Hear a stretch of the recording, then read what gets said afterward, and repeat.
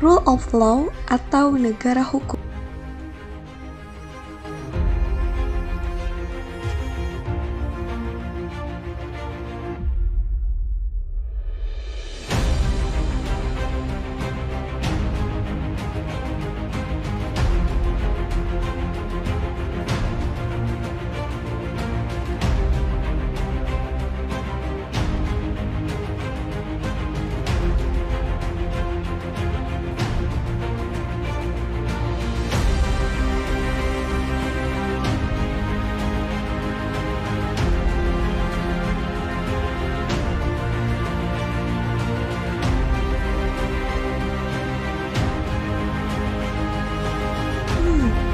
Apa itu rule of law?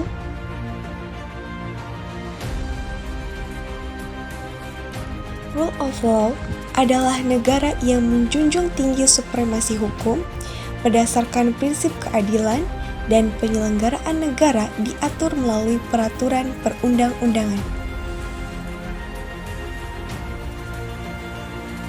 Indonesia tidak menganut konsep rule of law, melainkan menganut konsep negara hukum yang berdasarkan Pancasila. Hal ini tertuang dalam pasal 1 ayat 3 Undang-Undang Dasar 1945.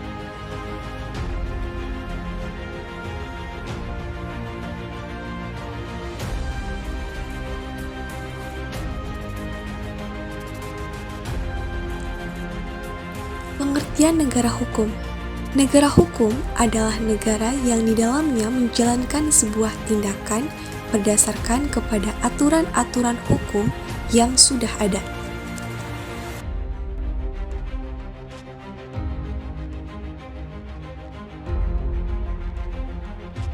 Terdapat ciri-ciri negara hukum. Pertama, adanya supremasi hukum. Kedua, adanya kesamaan derajat dalam hukum. Ketiga, adanya jaminan perlindungan hak asasi manusia oleh hukum. Selanjutnya ialah mengenai prinsip rule of law.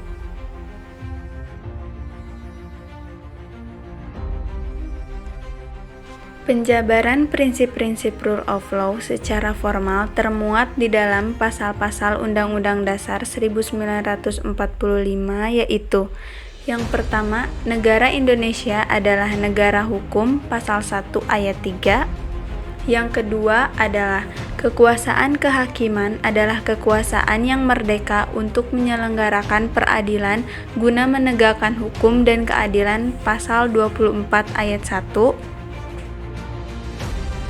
Yang ketiga, hak asasi manusia, pengakuan, jaminan, perlindungan, dan kepastian hukum yang adil diatur oleh Undang-Undang Pasal 28D ayat 1. Dan yang terakhir ialah setiap orang berhak untuk bekerja dan mendapat imbalan serta perlakuan yang adil dan layak dalam hubungan kerja, Pasal 28D ayat 2. Selanjutnya mengenai beberapa contoh penerapan rule of law di Indonesia. Terdapat 6 contoh, yaitu: yang pertama ada independensi peradilan, yang kedua keadilan sosial bagi rakyat, yang ketiga perlindungan hak asasi manusia, yang keempat penegakan hukum anti korupsi, yang kelima perlindungan hak kepemilikan, dan yang keenam adalah kebebasan berserikat.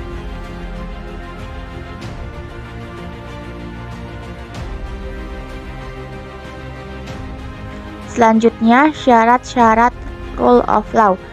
Berdasarkan prinsip rule of law, untuk mewujudkan pemerintahan yang demokratis, perlu memenuhi beberapa syarat dasar.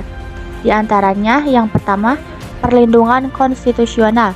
Adanya konstitusi atau undang-undang dasar yang kuat dan dihormati sebagai hukum tertinggi. Konstitusi ini harus menjamin hak-hak dasar warga negara, mengatur pembagian kekuasaan, dan menjadi landasan bagi penyelenggaraan pemerintahan yang demokratis. Yang kedua, badan kehakiman yang bebas dan tidak memihak, sistem peradilan yang independen dan bebas dari pengaruh politik, atau kekuasaan lainnya yang sangat penting. Hakim harus adil, profesional, dan berintegritas dalam menjalankan tugasnya. Yang ketiga, pemilihan umum yang bebas, yakni warga negara harus memiliki hak untuk memilih pemimpin mereka secara bebas dan adil. Pemilihan umum yang bebas dan adil menjamin bahwa pemerintah mewakili kehendak rakyat. Yang keempat, kebebasan untuk menyatakan pendapat.